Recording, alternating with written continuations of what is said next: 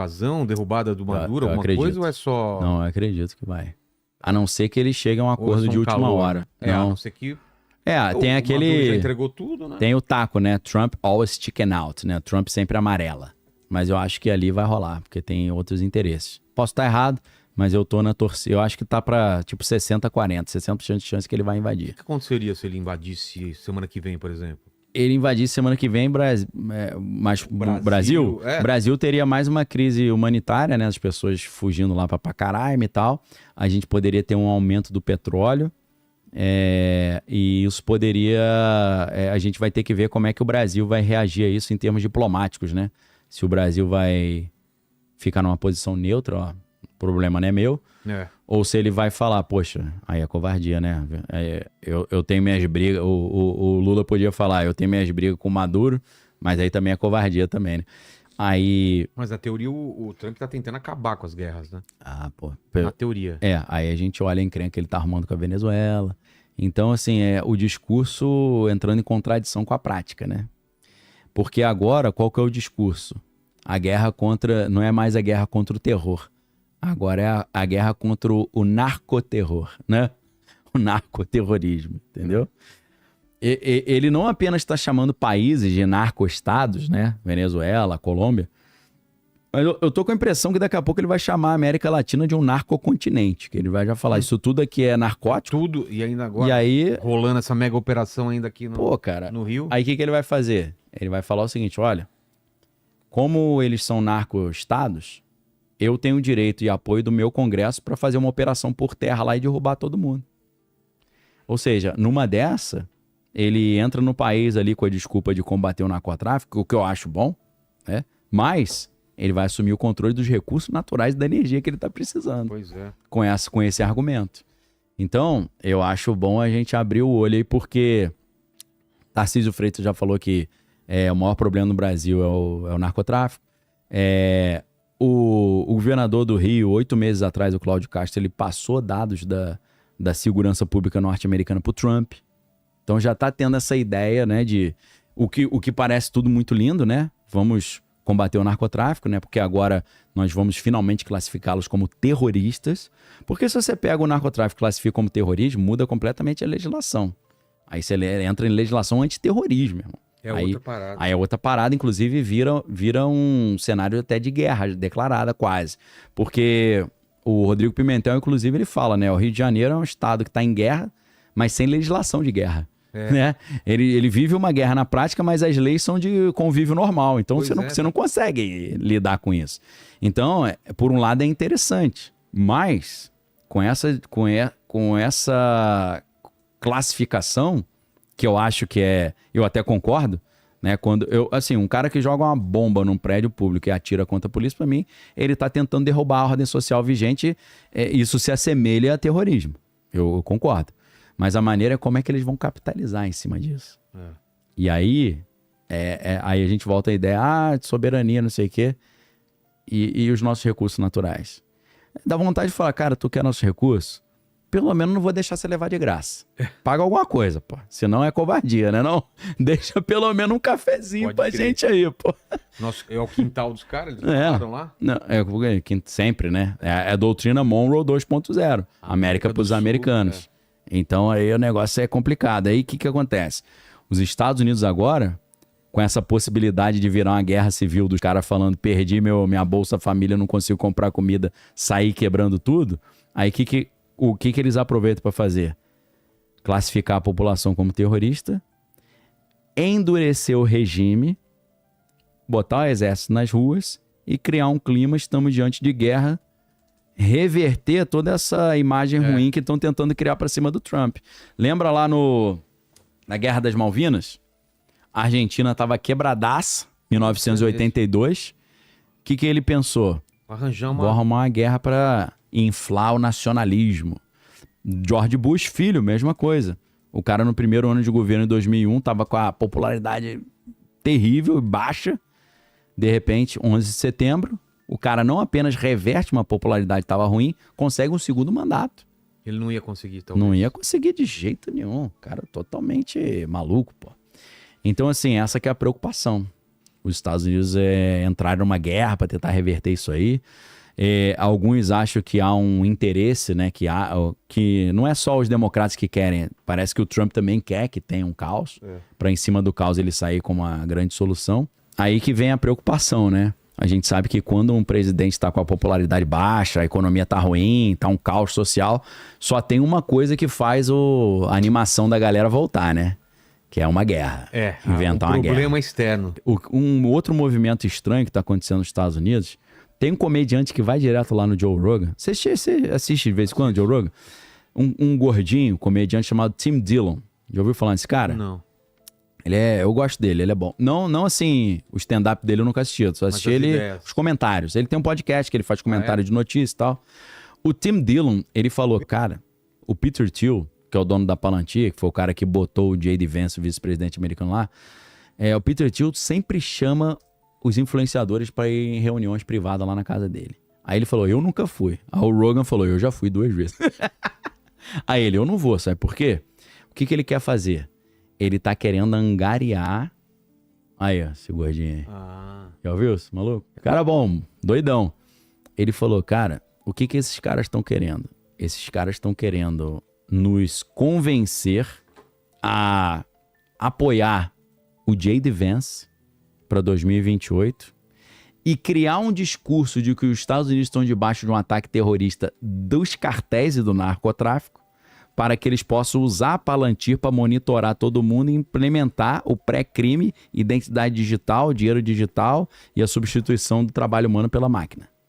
Criar uma prisão digital. Quem tá falando isso é o comediante, Tim Dillon, tá? E o que foi muito estranho, eu já tenho falado pra galera que eu tô com uma impressão, não sou só eu, muitos lá nos Estados Unidos, que na próxima eleição vem J.D. Vance, em 2028, e Erica Kirk, vice. A esposa do Kirk, que faleceu. A gente tá saindo um pouco do assunto, mas tem a ver porque é a solução pro caos. É a solução pro crash. Tipo, e o pós-crash? Então tava preparando o Charlie Kirk mesmo pra... O Charlie Kirk tava preparado para ser o próximo presidente. O cara... É porque aqui no Brasil a gente não tem noção do peso que o cara tinha. Tamanho, é gigantesco. Tanto que ofereceram 150 milhões pro cara só pra ele mudar de opinião. Pra você ter ideia.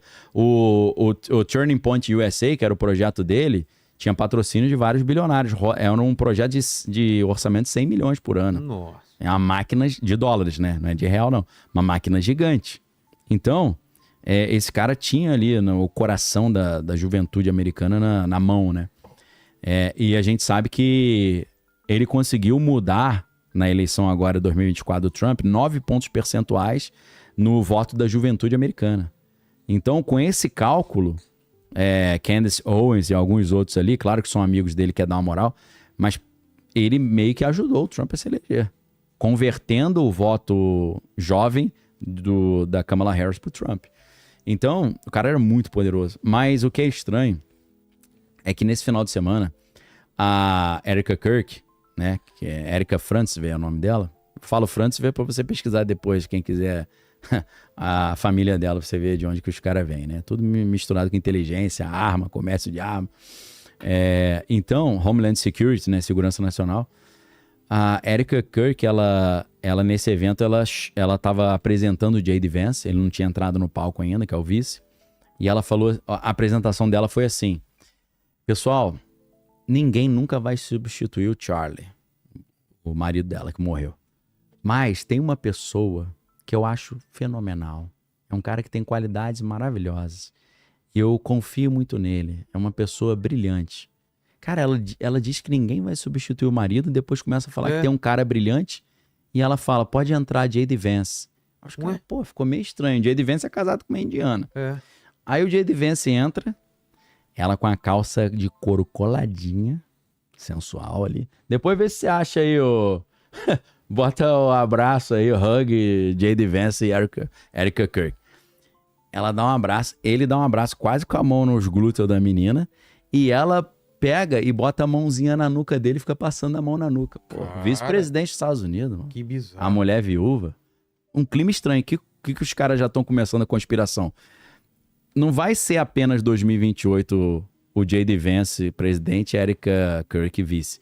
Ele vai largar a mulher e vai casar com ela, com a viúva. Mano. Será? Será? E aí, qual que é o cenário? 2026, caos nos Estados Unidos, caos social, caos financeiro. 27 também, inteligência artificial chega arregaçando emprego e tal. Eles chegam em 2028, o casal 20 oferecendo a solução. Entendeu? Jovens. O Trump é legal, mas é coroa, né? Deixa a gente resolver agora. A viúva, né, que luta e o... Olha lá, ó. Olha a mãozinha na nuca ali, ó. Eita. Inclusive a juventude americana, ela... Primeiro que a gente está vivendo uma época que o jovem está tendo pela primeira vez na história a qualidade pior do que a dos pais, né? O que é triste. Agora, os jovens não estão conseguindo comprar casa. Porque o dinheiro não está valendo mais nada, imposto alto pra caramba, inflação, juros.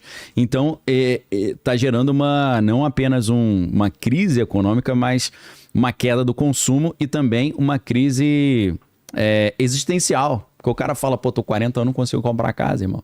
Ou seja, o filho que trabalhou a mesma quantidade que o pai trabalhava e ganha o mesmo que o pai ganhava proporcionalmente, está tendo uma qualidade de vida inferior. E isso está acontecendo sem você ter um aumento no desemprego. Então isso é um sinal, os especialistas estão falando que é um sinal de uma fragilidade estrutural na economia. Então, Isso normalmente caminha para quê? Para esses caras que estão devendo vão ter que renegociar ou quebram, e aí quebrando lá nos Estados Unidos como que é? O cara quebra... As empresas quebram. As empresas agora que estão quebrando. O cara não tem dinheiro para pagar. O cara não paga, a empresa fica lá na dívida, a empresa tem que declarar falência. Se é um cara só, beleza, mas é uma Não, multidão de gente. Multidão, né? Entendeu? O cara emprestou dinheiro, ele não vai ter esse dinheiro de volta. Como é que ele paga o custo operacional dele? Entendi. Não tem como. As empresas quebram, a gente já começou a ver algumas falências já. Agora, os dados da inadimplência são recorde, né? Empréstimo de veículo subprime. 6,43 de atraso acima de 60 dias.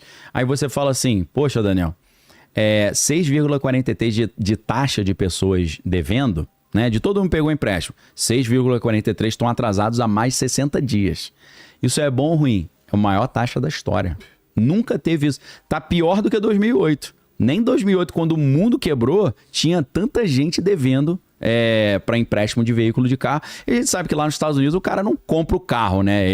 Lá ele calcula pela parcela, né? O cara tá sempre pagando uma parcela de um carro, né? Ele nunca quita o carro.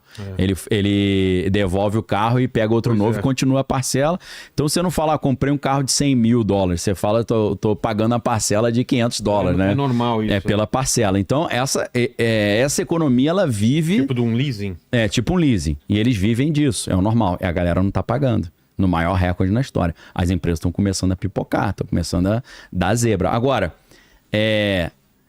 os carros recuperados, recuperação de carro porque não foi pago, aí teve ali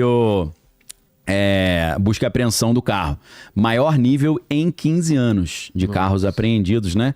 Fora ali, os dados, a gente tem... esses dados são muito maquiados também, porque as empresas fazem umas gambiarras, umas fraudes para poder evitar mostrar que está tomando calote. Então, imagina a empresa falar, pessoal, tô tomando calote de todo mundo. Pô, a galera foge da empresa. Então, a gente já tem entre os maiores dados, mesmo com o número fraudado.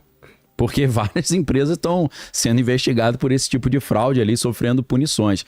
Agora, cartão de crédito. Cartão de crédito está com 12,27% de atraso há mais de 90 dias, ou seja, de todo mundo que tem parcelamento em cartão, 12,27% já estão devendo há mais de 90 dias. Esse valor subiu só nesse ano de 2025, 22%. E esse é um recorde desde que eles começaram a monitorar isso. Recorde histórico também de dívida no cartão de crédito. Crédito privado, né, o crédito padrão, quando você pega dinheiro emprestado, inadimplência de 2,4% e crescendo ali, inclusive com mais fraudes sendo descobertas aí durante essa semana. Aí o que acontece? Né? O crédito está colapsando com o cara trabalhando. O crédito está colapsando sem ter recessão. Né? Isso nunca aconteceu. Então, assim, nos Estados Unidos eles falam, isso aí é fear mongering, estão botando medo. Isso aí é medo, não vai acontecer nada. É só botar medo para todo mundo vender e eles comprarem baratinho. Mas realmente, os dados estão estranhos. Os dados estão preocupantes, porque nós estamos vendo coisas que nunca acontecerem. E aí, geralmente, o normal o que é? Você tem um aumento de desemprego, aí a família para de pagar as coisas e aí o banco quebra. Mas não, agora já está todo mundo quebrando com todo mundo trabalhando. Então isso é muito estranho. As dívidas já estão quebrando o sistema antes do desemprego subir. Então isso nos mostra que o modelo econômico hoje é um modelo econômico não baseado em uma economia real, que está construindo bens, fabricando coisas e oferecendo serviços. É uma economia baseada em crédito artificial.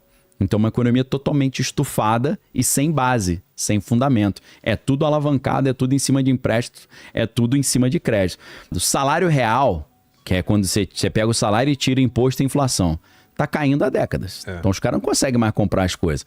Só nos últimos 3 anos, a renda real, que é o salário depois que você tira imposto e inflação, caiu 2,5%. E tudo subindo, o salário do cara caindo, né?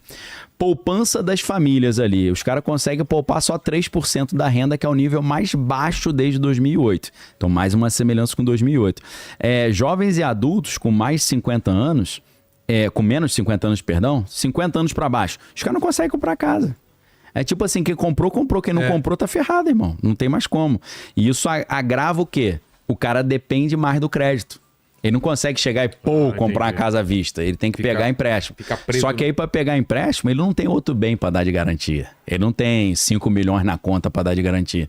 Então, ele tem que pegar empréstimo com empresas que emprestam para quem não tem um cadastro muito bom. E aí o juro vai ser mais alto. Aí mete o juro lá no alto, o cara paga 3, 4 casas. E aí, o que acontece? Esses caras estão parando de pagar. Aí quem emprestou se ferrou. Então, a conclusão, a maioria dos americanos está quebrada. Mesmo com emprego, isso é um sinal de colapso silencioso da economia.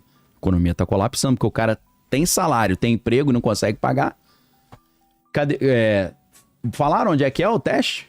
Não, né? Não sei. Não fala aqui. Falaram não, né? Mas falou que teste de armas nucleares. Que ali entre Rússia e China ali também estão... Eles não querem ficar para trás, né? Ninguém quer... Porque tá todo mundo fazendo teste, né? Lógico. E você acha que o Trump vai deixar? É igual aquelas pegadinhas assim que tá a galera na rua e todo mundo sai correndo. O cara não sabe, sai correndo também, né? Mas... Já faz o teste aí pra quê? Não sei. Faz o teste vambora, aí. Tá todo mundo fazendo.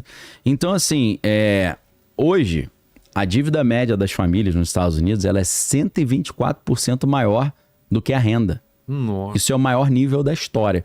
Então, veja quantas vezes aqui na conversa eu já falei que é o maior nível da história. Então, realmente tem algo aí que o motor tá começando a pipocar. Isso significa que, em média, as pessoas devem mais do que elas ganham. Então, é um sinal de que a economia doméstica está sobrecarregada completamente por dívida.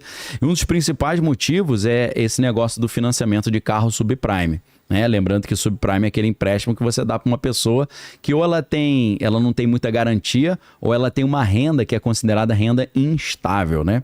E aí, 1 em cada 3 financiamentos de veículo nos Estados Unidos hoje já é um modelo de financiamento subprime. Então, 1/3 de todo o dinheiro emprestado é para gente que não tem muita garantia para dar. E a maioria desses empréstimos é feito com 120% do valor do carro. Então, o cliente já deve mais do que o veículo vale, né? Esse padrão ali lembra exatamente o que estava acontecendo com os imóveis lá em 2008, por isso a comparação, né? E aí, em 2008, o que aconteceu?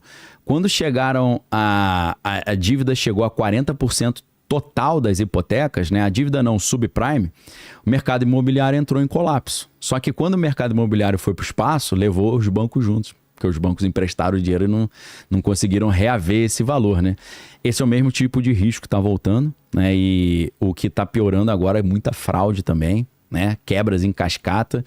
Então, teve um exemplo recente de uma empresa que faliu, que é a Tricolor Holdings, né? Uma empresa de crédito automotivo.